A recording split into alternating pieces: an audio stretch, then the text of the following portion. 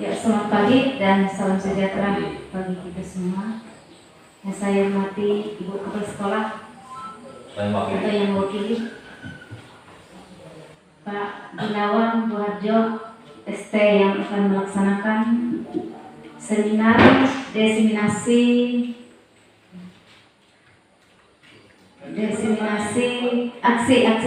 aksi nyata diseminasi budaya positif. Dan Bapak Ibu Guru sebagai peserta yang saya hormati, puji dan syukur kita panjatkan kehadirat Tuhan Yang Maha Esa karena berkatnya sehingga pada pagi hari ini boleh kita melaksanakan kegiatan dalam keadaan sehat walafiat. Untuk memulai kegiatan kita pada hari ini, kita berdoa sesuai dengan agama kita masing-masing. Marilah kita berdoa.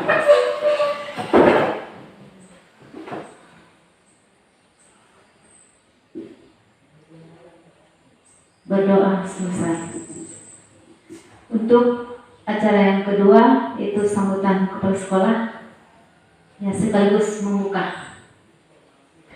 Pertama-tama terima kasih ya ke Pak Guna yang pada hari ini melaksanakan diseminasi ya calon guru penggerak ya Pak.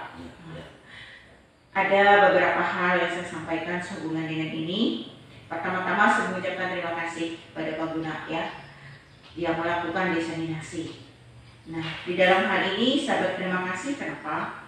Karena diseminasi ini benar-benar dilaksanakan ya, benar-benar dilaksanakan dan harapannya memberi kontribusi kepada sekolah seperti itu ya. Karena di sekolah kita ini banyak tidak hanya Pak Guna ya, banyak Bapak Ibu yang menjadi calon guru penggerak, calon pengajar praktek, saat ini juga ada PPG ya.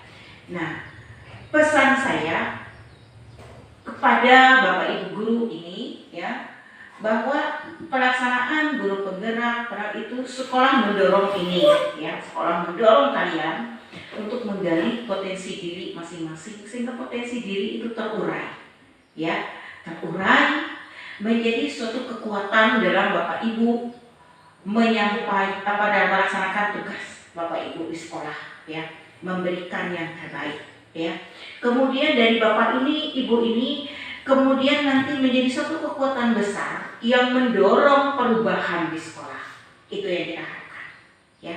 Nah, di dalam pelaksanaannya Bapak Ibu ingat ya, bahwa Bapak Ibu diizinkan untuk mengikuti guru penggerak, mengikuti pengajar praktik, kemudian ada PPG. Hampir separuh dari guru kita ini melaksanakan tugas-tugas itu. Nah, pesannya jangan sekali-kali ketika melaksanakan ini lalu Bapak Ibu mengabaikan tugas pokok. Tidak seperti itu konsepnya ya. Bapak Ibu diizinkan itu untuk memperkuat, menambah kompetensi Bapak Ibu ya. Tetapi Bapak Ibu tidak diperkenankan untuk mengabaikan tugas pokok Bapak Ibu mengajar karena ini. Bagaimana mungkin harus diatur waktunya? Ketika Zoom meetingnya bertabrakan dengan jam Bapak Ibu mengajar, silakan Bapak Ibu beri tugas. Nah itu. Sekali lagi harapan saya ini semua berjalan dengan baik. Saya izinkan semua. Dan yang masih masuk baru ini ada beberapa orang saya izinkan semua, tetapi dengan catatan ya, bahwa tidak mengabaikan tugas pokok Bapak Ibu. Justru sebaliknya, ini dilakukan untuk ya memperkuat, untuk menjadi satu kekuatan besar mendatangkan perubahan di sekolah kita ya. Nah, ini harapannya ya pada Bapak Ibu semua. Dan ini nanti saya sampaikan kepada Bu Emi selaku Wakafur ya. Dokumen ini langsung dikumpulkan ya. Dokumen ini langsung dikumpulkan, baik aksennya, undangannya, Bu Emi menjadi satu dokumen. Ini ada karena kita sekarang sedang proses akreditasi ya. Nah, itu ada poinnya ya. Ada poin dokumen yang menunjang itu bahwa orang harus tahu loh kita sudah melakukan ini. Kadang-kadang kita ini melakukan tetapi dokumennya tidak rapi ya. Sehingga kita datang visitasi, kita sudah melakukan tapi kita tidak punya dokumen. Nah, itu yang terjadi. Tidak boleh seperti itu. Nah, hari ini adalah hari yang baik bagi kita semua, bagi Bapak Ibu ya. mendapatkan pengalaman berharga dan lakukan ini, hasilnya nanti Pak Guna ya menjadi dokumen sekolah ya bahwa kita sudah melakukan ini, dan itu sangat penting Mbak Emi ya, didokumentasikan dengan benar, kemudian ikut ya aturan mainnya seperti apa selanjutnya, apa yang harus dilaksanakan oleh guru, dan itu menjadi dokumen hasil nanti ya. Itu harapan saya. Sekali lagi saya mengucapkan terima kasih kepada Pak Guna dan Bapak Ibu yang lain, baik CDP maupun yang penggerak maupun yang itu, silahkan melaksanakan diseminasi dan harus seperti ini ya. Saya tidak mau diseminasi itu hanya formalitas saja, tetapi benar-benar memberi kontribusi untuk sekolah ya, benar-benar membawa dampak perubahan kepada Bapak Ibu guru, dan benar-benar ada dokumen hasilnya yang benar. Dokumen hasil tidak sekedar dokumen, tetapi dokumen itu adalah untuk dilaksanakan selanjutnya ya, sehingga akan ada hasil-hasil berikutnya, hasil-hasil yang sudah mendapatkan perubahan demi perubahan, hasil-hasil yang sudah dievaluasi ya, direfleksi, memberikan hasil yang terus meningkat lebih baik. Seperti itu. Itu harapannya ya. Sekali lagi terima kasih kepada Bapak Guna, terima kasih kepada Bapak Ibu guru, selamat menikmati tugas dengan baik, mengerjakannya dengan baik, dengan serius ya, dan ditunggu hasil diseminasi ini ya. Kemudian hasil hari ini dipakai untuk pelaksanaan tugas selanjutnya, sehingga hasilnya akan terus meningkat. Seperti itu ya, itu harapan saya. Sekali lagi terima kasih Pak Guna, manfaatkan waktu diseminasi ini sebaik-baiknya. Sekian dan terima kasih. Dan pada hari ini ya, dengan memanjatkan puji dan syukur kehadirat Tuhan yang Maha Kuasa, diseminasi calon guru penggerak atas nama Bapak Gunawan Buharjo dinyatakan dibuka.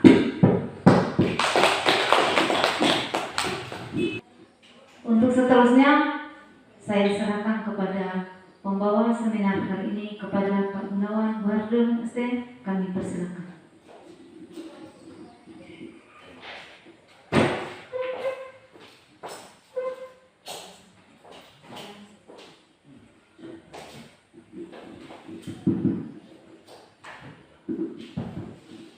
Oke, terima kasih kepada Ibu Kepala Sekolah atau yang mewakili, Ibu Wakil Kepala Sekolah bagian kurikulum, Ibu Emilia Nasau, Sarjana Pertanian, yang sudah membuka acara diseminasi aksi nyata saya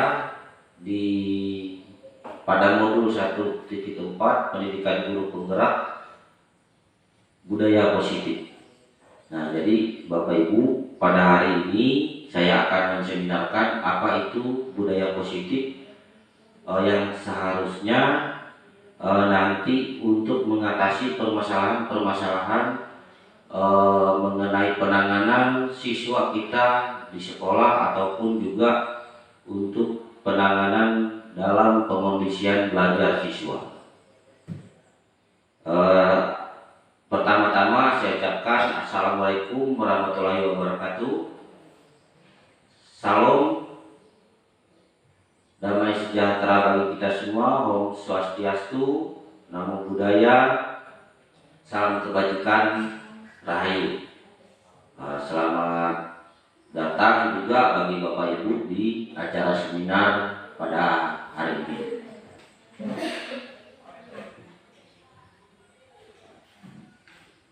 Agenda kita pada acara diseminasi pagi ini, yang pertama pembukaan sudah dibuka tadi oleh moderator, kemudian sambutan dari kepala sekolah atau yang mewakili, kemudian acara selanjutnya yaitu eksplorasi konsep, dan yang terakhir yaitu refleksi. Baik Bapak Ibu, kita mulai saja untuk seminarnya dengan pertanyaan pemantik ya, dengan pertanyaan pemantik. Ini pertanyaan yang sering kita lakukan di sekolah kepada anak didik kita atau peserta didik kita. Ya. Yang pertama, hukuman yang tidak menyenangkan dapat mendisiplinkan anak. Bapak Ibu setuju atau tidak? Hukuman yang tidak menyenangkan, bukan yang menyenangkan. Hukuman tidak ada namanya hukuman menyenangkan. Hukuman yang tidak menyenangkan dapat mendisiplinkan anak. Kemudian yang kedua, pemberian hukuman dengan hal positif dapat meningkatkan disiplin anak. Ini yang sering kita lakukan. Misalkan ada terlambat disuruh membersihkan sampah, membersihkan toilet, misalkan seperti itu. Membersihkan menyapu. Nah, itu adalah sebagian dari hukuman-hukuman dengan hal positif, dapat meningkatkan disiplin anak. Nah, kemudian membuat anak merasa bersalah dapat mengubah perilaku anak menjadi lebih baik. Ini misalkan seperti ini. Kamu ini bagaimana ini? Misalkan seperti itu. Bagaimana kamu ini lama nggak sekolah? Mau jadi apa? Bagaimana perasaan orang tuamu? Nah, nanti ini yang sering kita lakukan di sekolah. Kemudian yang keempat, memberi penghargaan dapat meningkatkan motivasi belajar anak. Nah, ini apakah memberi penghargaan dapat meningkatkan motivasi belajar anak? Nah, inilah yang dari sekian banyak artinya kegiatan ataupun yang kita lakukan di sekolah. Jadi ini pertanyaannya ya. Untuk pertanyaan pemantik atau pertanyaan pendahuluan sebelum kita mempelajari lebih lanjut, masuk lebih lanjut dalam topik diseminasi ini. Nah, topik dalam diseminasi ini yang pertama, disiplin positif dan nilai-nilai kebajikan universal. Kemudian yang kedua, teori motivasi, hukuman dan penghargaan, kemudian restitusi. Yang ketiga adalah keyakinan kelas. Yang keempat, kebutuhan dasar manusia dan dunia berkualitas. Yang kelima, restitusi 5 posisi kontrol. Dan yang keenam, restitusi segitiga restitusi. Bapak Ibu, kita lanjutkan untuk topik yang pertama, yaitu disiplin positif dan nilai-nilai kebajikan universal. Nah, jadi sebelum mempelajari atau memasuki topik tadi, kita mengibaratkan kita mengepal sebuah atau tangan, ya, mengepal tangan kayak gini. Jadi misalkan tangan kiri atau tangan kita kepalkan seperti ini, kemudian kita membayangkan tangan kanan ini sebagai orang yang merayu untuk membuka kepalan ini, ya, kepala tangan. Apakah dalam kepala tangan itu ada barang-barang berharga yang kita sayangi, atau misalkan ada rahasia kita. Nah, jadi kita ibaratkan barang-barang itu atau kepalan tangan itu adalah keyakinan kita, ya, keyakinan diri kita. Jadi dalam permasalahannya kita sehari-hari, baik di sekolah ataupun di rumah ataupun dalam masyarakat, banyak orang yang berusaha untuk kita membuka ataupun merusak keyakinan ataupun visi-visi kita itu sendiri. Banyak dengan berbagai macam cara, ya. Ada misalkan membujuk, mengancam, kemudian menghardik dan lain-lain. Nah, inilah. Tetapi kalau kita tetap kokoh dengan pendirian kita, dengan visi kita, nah, jadi kepalan kita ini akan tetap tergenggam seperti itulah, ya. Seperti itulah artinya untuk bagaimana kita memahami dalam perubahan paradigma ini, ya. Kemudian selanjutnya, nah ini yang sering terjadi, yaitu perubahan paradigma atau ilusi kontrol, ya.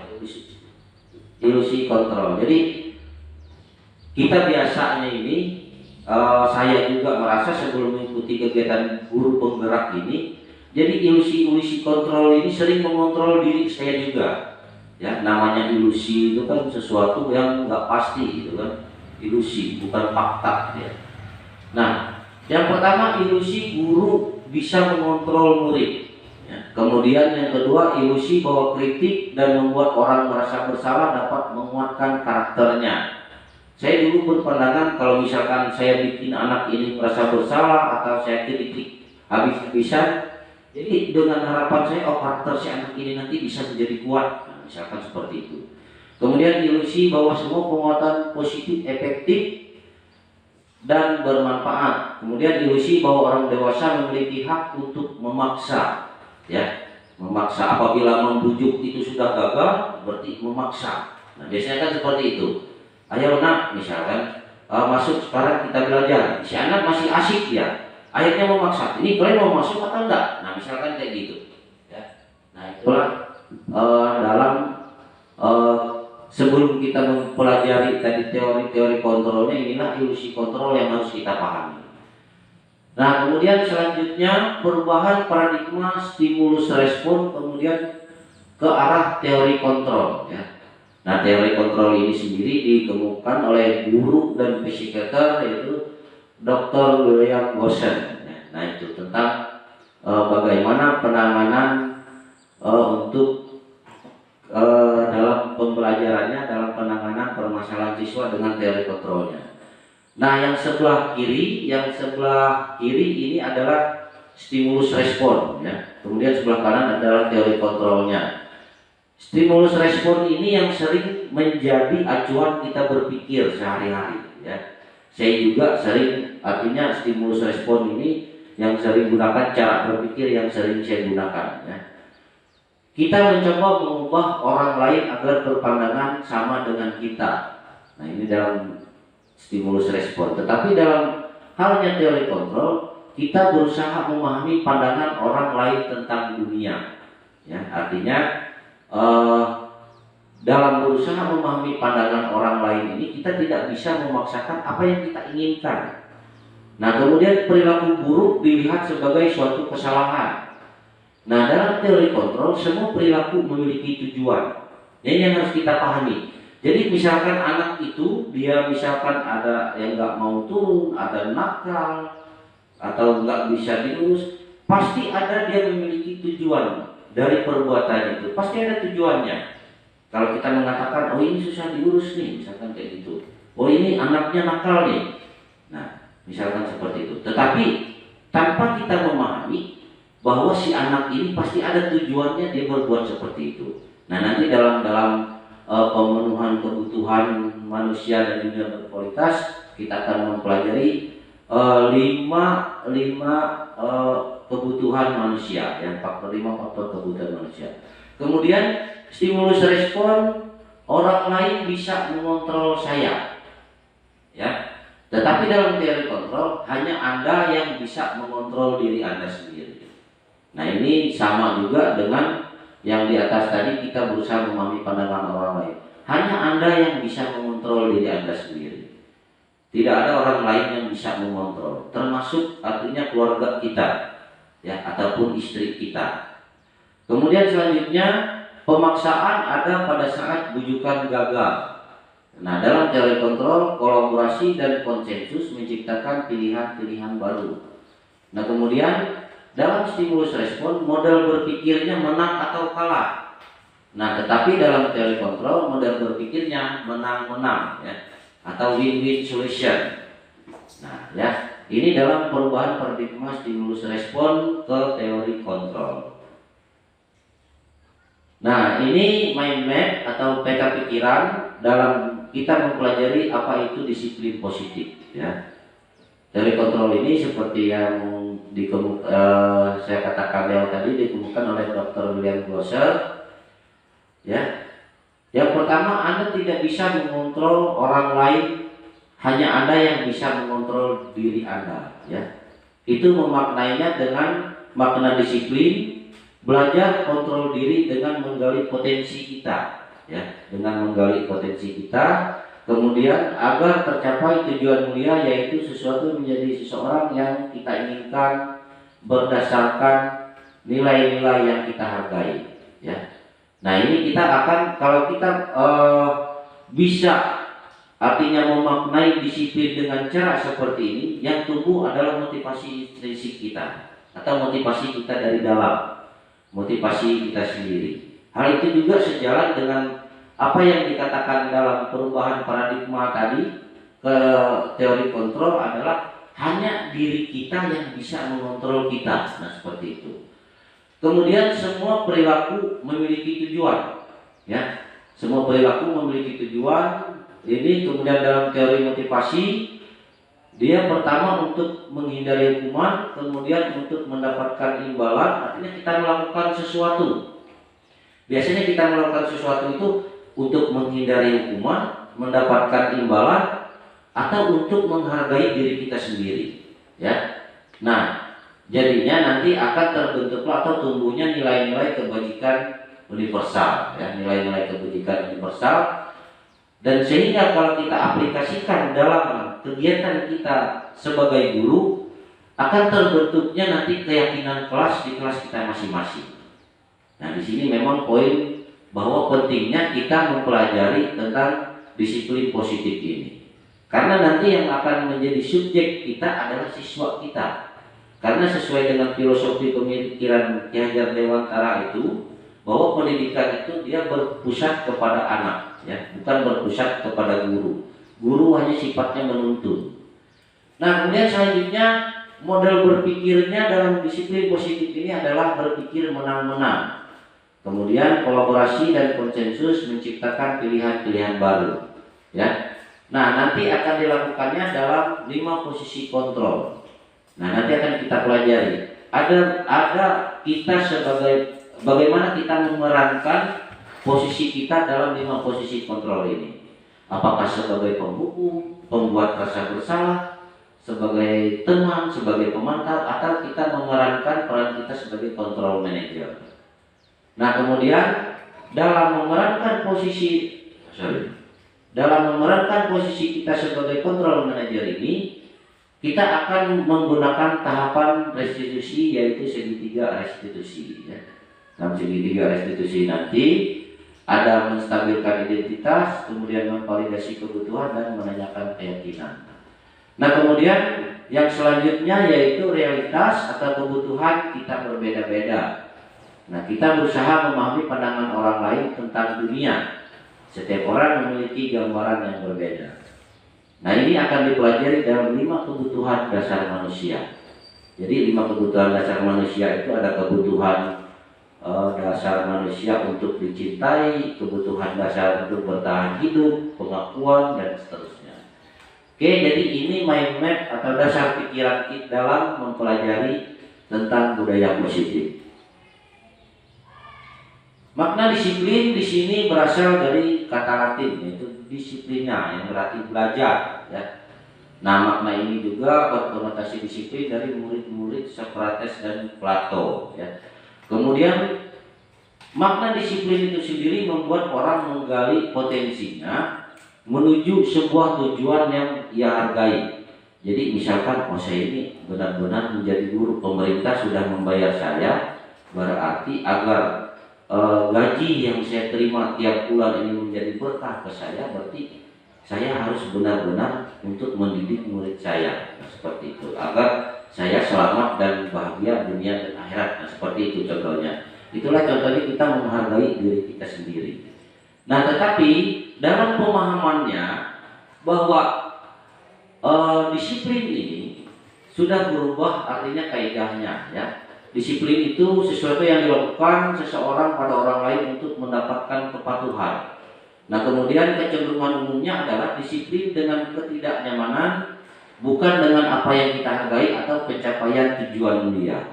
Jadi kalau kita berbicara disiplin, pasti di situ ada aturan, ada unsur pemaksaan untuk mengikuti aturan itu, dan yang terakhir biasanya apa? Ada hukuman. Contohnya misalkan orang sosialisasi tentang apa itu yang polisi itu sering surat kendaraan itu kan. Nah, ada razia. Nah, biasanya seperti itu. Razia itu kan kalau tidak lengkap hukumannya ditilang. Nah, kan kayak gitu. Nah, jadi tujuannya apa? Tujuannya sama, agar disiplin berlalu lintas. Nah, inilah yang akan kita perbaiki pandangan kita, bagaimana kita menumbuhkan motivasi siswa kita dan motivasi kita sendiri, motivasi kita dari dalam atau motivasi intrinsik kita dalam menumbuhkan disiplin positif ini, ya. Nah, nilai-nilai kebajikan universal, nilai-nilai kebajikan ini adalah sifat-sifat positif,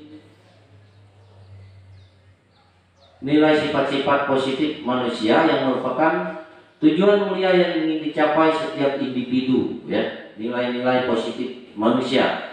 Nilai-nilai tersebut bersifat universal dan lintas bahasa, suku bangsa, agama maupun latar belakang. Nah, hal ini didasarkan pada teori kontrol dari Dr. William Glasser tadi. Setiap perilaku atau perbuatan memiliki suatu tujuan. Kemudian dengan mengaitkan nilai-nilai kebajikan yang diyakini seseorang, maka motivasi intrinsiknya akan terbangun, sehingga menggerakkan motivasi dari dalam untuk mencapai tujuan yang diinginkan. Kemudian nilai-nilai kebajikan yang ingin dicapai oleh setiap anak Indonesia ini kita kenal dengan profil pelajar Pancasila, ya.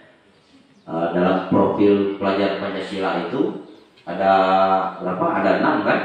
Ada 6 yang kita ketahui: beriman bertakwa kepada Tuhan Yang Maha Esa dan berakhlak mulia, mandiri, bernalar kritis, kemudian berkebinekaan global, bergotong royong, dan kreatif, ya. Nah, itu nilai-nilai kebajikan universal. Nah, kemudian selanjutnya untuk topik yang kedua kita mempelajari tentang teori motivasi, hukuman dan penghargaan, dan restitusi, ya. Nah, ini untuk teori motivasi perilaku manusia. Ada 3, ada motivasi eksternal, ada 3 ya, ada 3 contohnya. Kemudian yang terakhir adalah motivasi internal atau tujuan dari disiplin positif. Yang pertama untuk menghindari ketidaknyamanan atau hukuman. Nah, ini yang sering misalkan kita membuat sesuatu karena wah nanti ini akan ditegur misalkan oleh pimpinan kita, oleh kepala sekolah. Jadinya kita bikin itu, ya udah bikin aja, tapi kita tidak tahu apa makna tujuan dari yang kita buat. Nah, misalkan seperti itu. Nah, itu adalah motivasi eksternalnya atau motivasi dari luar, bukan motivasi dari dalam diri kita. Nah, kemudian untuk mendapatkan imbalan dari orang lain. Kalau saya ikut pelatihan ini, kredit poin saya untuk naik pangkat, misalkan seperti itu. Dapat enggak? Atau saya dapat pengulangan enggak? Ini yang sering kan? Itu ada pengulangannya enggak? Nah, kan kayak gitu. Padahal tidak kita ketahui dengan mengikuti itu literatur untuk misalkan keterampilan kita atau untuk pembelajaran nanti kepada siswa bisa bertambah dengan mengikuti pelatihan kita tadi. Nah, seperti itu ya. Nah, yang terakhir motivasi internalnya atau tujuan dari disiplin positifnya adalah untuk menghargai diri sendiri. Ya, saya akan menjadi orang seperti apa bila saya melakukannya. Nah, seperti itu. Sama juga dengan motivasi saya dulu ikut guru penggerak. Ya. Pertama didaftarkan oleh Pak Arso. Saya juga nggak tahu apa itu guru penggerak. Jadi saya mikirnya ya udah ikut aja, nanti palingan dapat sertifikat aja kayak gitu. Tetapi sebenarnya tanpa kita menyadari bahwa mengikuti program ini baik untuk pengembangan diri. Apalagi dengan saya dan Ibu Risa ini adalah orang-orang yang bukan pendidikan keguruan. Banyak halnya yang kami tidak mengerti tentang dunia pendidikan itu. Oke, kita lanjutkan ya. Nah, jadi tujuan budaya positif tadi tidak terlepas dari filosofi pendidikan Indonesia menurut Ki Hajar Dewantara. Ya. Merdeka itu artinya tidak hanya terlepas dari perintah, akan tetapi juga cakap buat memerintah diri sendiri. Nah, ini ya. Jadi menurut filosofi KHD, merdeka itu tidak hanya terlepas dari perintah, tetapi kita juga cakap memerintah diri kita sendiri. Tidak hanya cakap memerintah orang lain. Artinya apa? Kita memberikan perintah kepada siswa kita, kitalah yang harus menjadi panutannya. Kitalah yang harus memberi keteladanan ya kepada siswa kita itu tadi, agar nanti menumbuhkan motivasi dari dalam diri siswa juga, sehingga nanti tujuannya terbentuklah budaya positif tadi. Kemudian hukuman dan penghargaan ya. Hukuman untuk menghindari ketidaknyamanan atau hukuman ini tadi ya. Kemudian untuk mendapatkan imbalan, kemudian untuk menghargai diri sendiri ya, motivasinya. Nah, ini perbedaan hukuman dan konsekuensi. Biasanya dalam peraturan sekolah kita kan ada konsekuensi. Konsekuensinya kalau melakukan ini kan kayak gitu. Kalau rambutnya panjang, rambutnya akan dipotong, misalkan seperti itu. Kalau kupingnya tuli, kupingnya akan dibersihkan, nah, misalkan seperti itu ya. Nah, dalam hukuman sesuatu yang menyakitkan harus terjadi. Yang namanya hukuman, tidak ada hukuman itu tidak menyakitkan, pasti menyakitkan. Nah, dalam konsekuensinya sesuatu harus terjadi. Kemudian membuat anak sakit, baik fisik ataupun hatinya untuk jangka waktu lama, itu hukuman. Tanpa kita sadari, kita kan sering membentak, artinya mengumpat, bahkan mengata-ngatai dengan kasar siswa kita, tanpa kita sadari bahwa itu akan melukai fisik dan perasaan dan beban psikologis si anak tadi. Dan konsekuensi membuat anak merasa tidak nyaman dalam jangka waktu pendek. Kemudian anak membenci kedisiplinan, karena hukuman tadi anak membenci kedisiplinan. Apabila dengan konsekuensi anak menghargai kedisiplinan. Nah, kemudian hukuman bersifat paksaan, konsekuensi bersifat stimulus tanggapan. Kemudian hukuman mendorong anak menyakiti diri sendiri. Kemudian kalau konsekuensi mendorong anak mudah menyesuaikan diri. Nah, kemudian konsep diri yang buruk itu dalam hukuman, kemudian konsekuensi akan menyebabkan konsep diri yang baik dan seterusnya ya. Anak belajar untuk menyembunyikan kesalahan karena hukuman sering. Ini yang akan mendasar dalam permasalahan kita di sekolah. Juga di rumah ya. Anak itu akan cenderung dia lebih sering berbohong karena apa? Dia menghindari hukuman. Karena nggak ada hukuman itu mengasihkan. Hukuman itu pasti menyakitkan. Ya, kayak Joy di rumah itu misalkan kalau dia berbohong nggak dikasih jajan, nah itu kan menyakitkan dia. Nah ini ya. Nah kemudian dalam konsekuensi anak belajar untuk mematuhi peraturan. Nah hukuman, marah, rasa bersalah, dipermalukan, merasa tidak dihargai, ini perasaan anak tadi kalau dia dihukum. Ya, saya juga sering melakukan ini. Ya.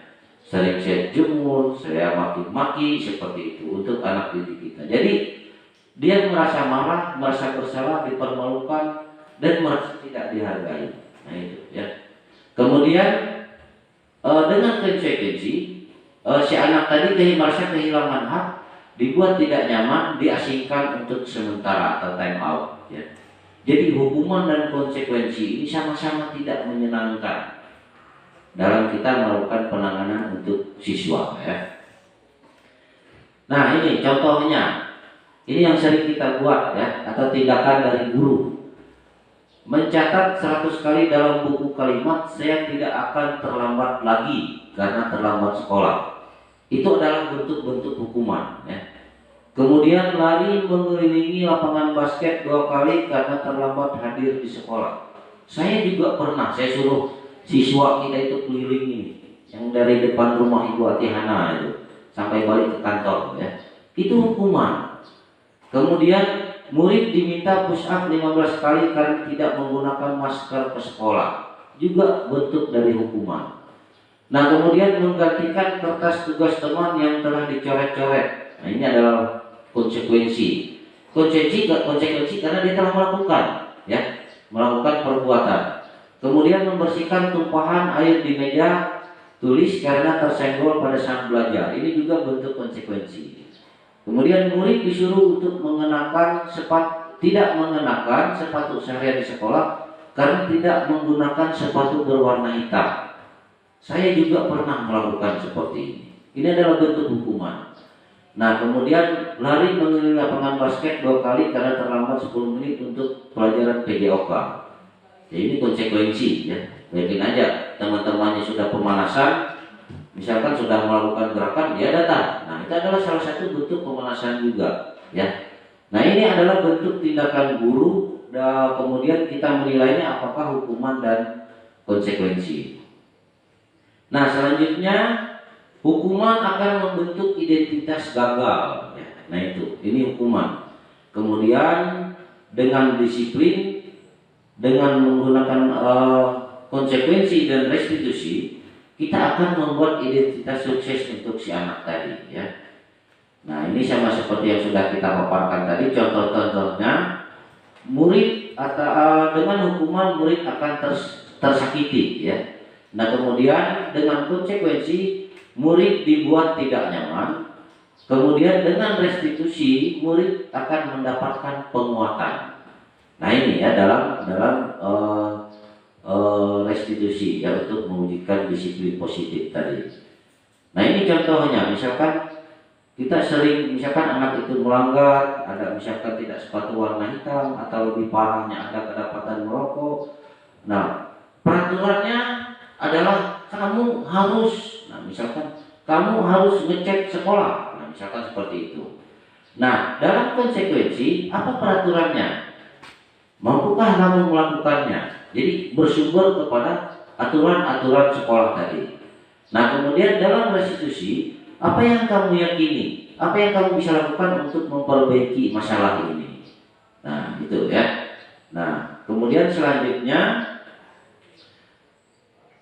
hukuman akan membuat identitas gagal dan negatif ya. Kemudian dengan konsekuensi akan membentuk identitas sukses tetapi dia bersifat netral. Kemudian dengan restitusi akan membentuk identitas sukses dengan nilai yang positif ya untuk si anak. Nah restitusi adalah proses menciptakan kondisi bagi murid untuk memperbaiki kesalahan mereka sehingga mereka bisa kembali kepada kelompok mereka dengan karakter yang lebih kuat. Restitusi juga merupakan proses kolaboratif yang mengajarkan murid untuk mencari solusi untuk masalah mereka dan membantu murid berpikir tentang orang seperti apa yang mereka inginkan atau menjadi tujuan mulianya dan bagaimana mereka harus memperlakukan orang lain. Kita semua rasanya pernah menjadi siswa gitu. Ya. Bagaimana rasanya kalau setelah dipanggil ke kantor oleh guru? Yang pertama pasti merasa malu, ya, merasa malu. Itu sudah pasti. Apalagi kemudian kalau dulu sering dibully, saya termasuk orang yang sering dibully waktu sekolah dulu ya. Nah, akan merasa bahwa dia gagal gitu. Artinya, wah ini saya sudah gagal hari ini atau saya malu hari ini. Jadinya lebih buruknya apa? Akan membuat dendam, yang membuat marah. Nah, itu adalah buruknya dari sebuah hukuman. Tetapi dengan menggunakan pola restitusi ini, kita menciptakan kondisi murid untuk memperbaiki kesalahan mereka sehingga mereka akan kembali pada kelompok mereka dengan karakter yang lebih kuat. Nah, kemudian selanjutnya 9 ciri-ciri restitusi. Restitusi bukan untuk menebus kesalahan namun untuk belajar dari kesalahan.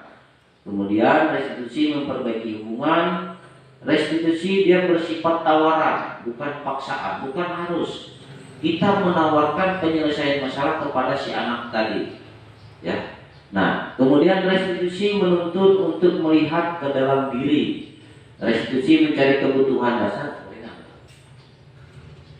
Restitusi mencari kebutuhan dasar yang mendasari tindakan. Restitusi adalah cara yang paling baik ya. Kemudian restitusi fokus pada karakter bukan tindakan. Restitusi fokus pada solusi. Dan yang terakhir restitusi mengembalikan murid yang berbuat salah pada kelompoknya. Nah itu 9 ciri-ciri restitusi. Ya, kemudian kita masuk pada topik terakhir yaitu keyakinan kelas. Apa itu keyakinan kelas? Keyakinan kelas mengapa tidak peraturan saja? Mengapa harus keyakinan kelas? Nah ini sama dengan kita meyakini, misalkan kenapa kita harus menggunakan helm bila mengendarai kendaraan roda 2? Ya tentunya kita menghargai keselamatan kita kan. Apabila nanti terjadi kecelakaan, misalkan seperti itu. Kemudian mengapa kita memiliki peraturan 3M? Ya. Menggunakan masker, mencuci tangan dan menjaga jarak. Nah, takutnya kan kena COVID. Nah kemudian yang ketiga, mengapa kita memiliki peraturan harus datang tepat waktu pada saat mengikuti pelatihan. Nah inilah untuk menjawab apa itu keyakinan kelas. Nah untuk mendukung motivasi intrinsik, kembali ke nilai-nilai keyakinan-keyakinan yang lebih menggerakkan seseorang dibandingkan mengikuti serangkaian peraturan. Karena kalau peraturan ini kan sering kita plesetkan peraturan untuk dilanggar. Tetapi kalau kita meyakini sesuatu itu baik untuk diri kita sendiri, ya pasti kita akan melakukannya dalam jangka waktu kontinu ya, atau terus menerus. Kalau aturan kan hanya misalkan mentaati peraturan saja. Nah seperti itu ya. Nah kemudian dalam mewujudkan budaya positif ini, bagaimana kita memulainya? Tentunya kita tidak bisa memulainya dari sesuatu yang dalam ruang lingkupnya besar. Kita harus memulainya dari sesuatu yang lebih kecil dulu, ya, dari kelas kita. Nah, kemudian dalam mewujudkan budaya positif juga kita memulainya dari peraturan kelas. Nah, sekarang pertanyaannya, apakah kita pernah membuat peraturan kelas? Nah, kan seperti itu. Kalau peraturan sekolah, iya ada. Itu selalu setiap sekolah pasti ada.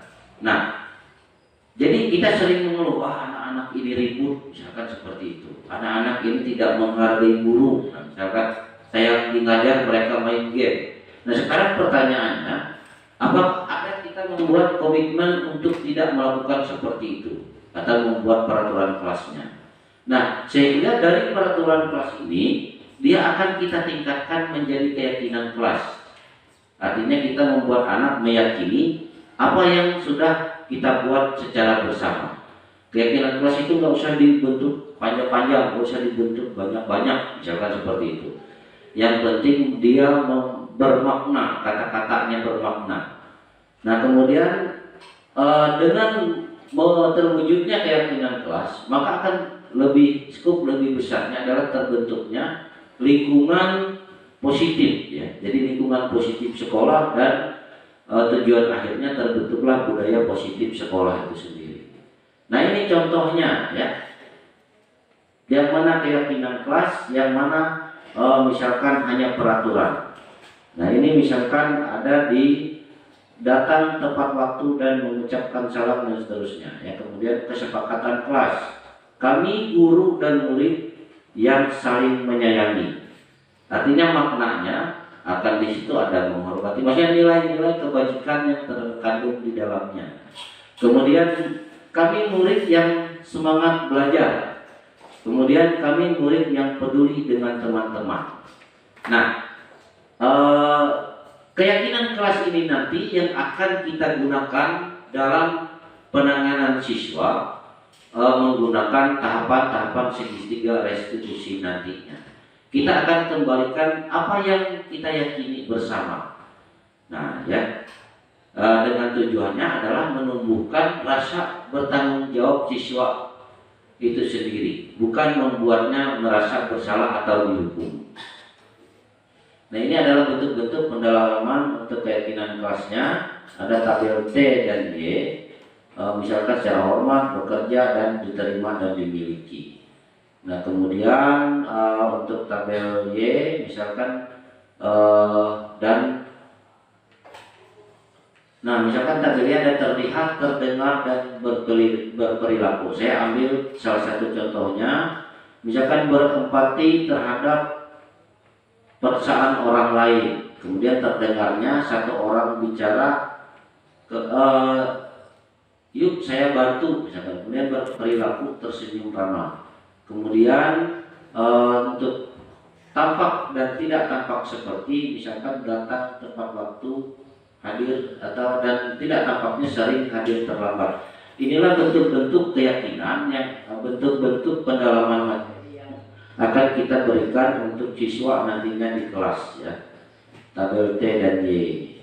Oke, kita lanjut. Nah ini selalu contohnya ya. Peraturannya selalu kembalikan buku ke tempatnya. Nah, wujud keyakinan atau nilai keyakinan kelasnya adalah bertanggung jawab. Kemudian dilarang mengganggu orang lain.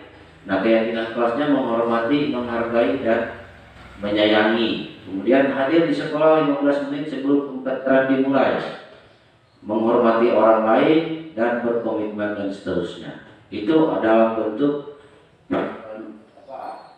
untuk menjawab apa itu tentang keyakinan kelas. Kemudian yang keempat, topik keempat adalah kebutuhan dasar manusia dan dunia berkualitas. Ini adalah 5 kebutuhan dasar manusia ya. Yang pertama adalah kebutuhan bertahan hidup. Apa saja contohnya? Ya misalkan ada makan, rumah, nah seperti itu. Ya, makanan, rumah, kemudian apalagi uang. Nah itu kebutuhan untuk bertahan hidup atau survivalnya.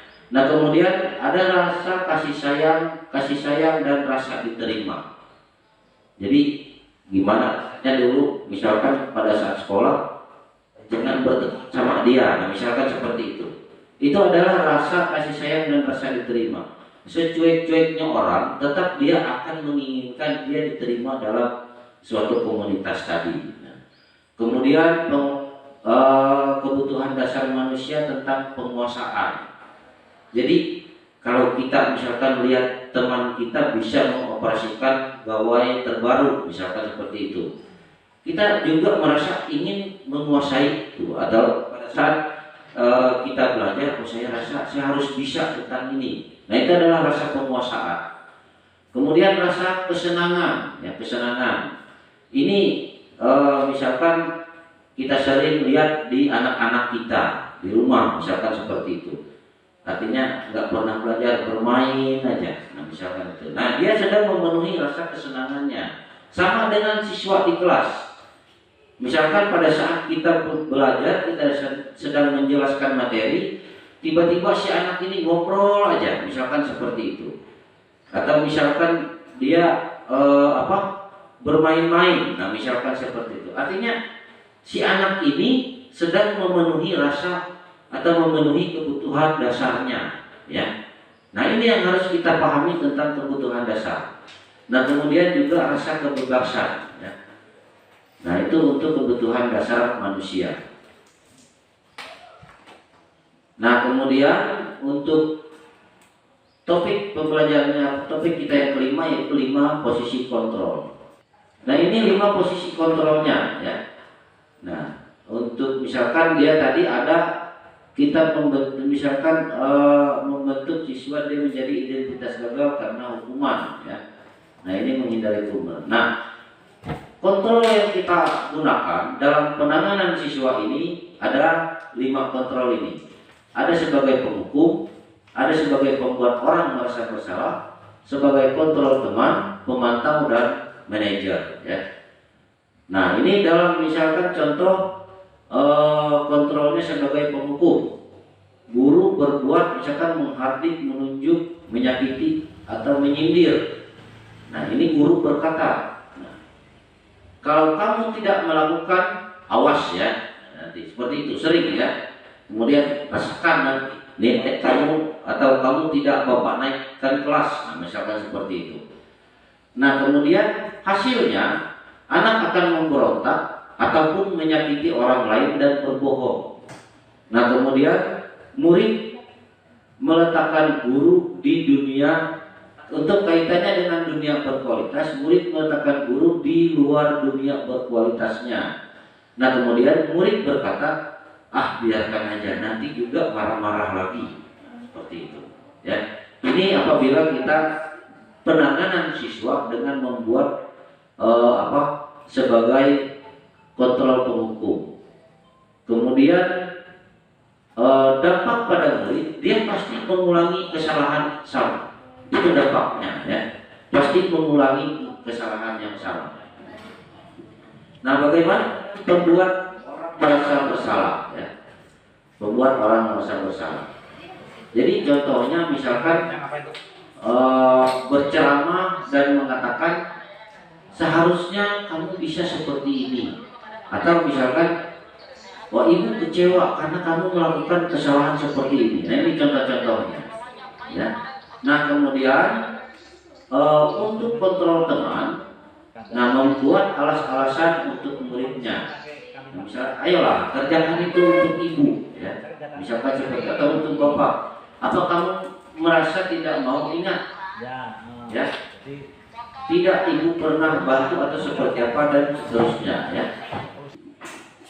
Ya, terima kasih kepada Wan Harjo yang sudah membuat materi tentang diseminasi budaya positif. Semoga apa yang disampaikan dan kita mendengarkan hari ini boleh bermanfaat untuk sekolah kita dan untuk sekolah yang lain. Dari sekolah mengucapkan terima kasih yang sebesar-besarnya kepada Pak Gunawan, karena di mana apa yang sudah disampaikan tadi itu kita sangat diharapkan untuk diterapkan di sekolah kita ini supaya sekolah kita ini menjadi lebih baik. Demikian, terima kasih, selamat siang.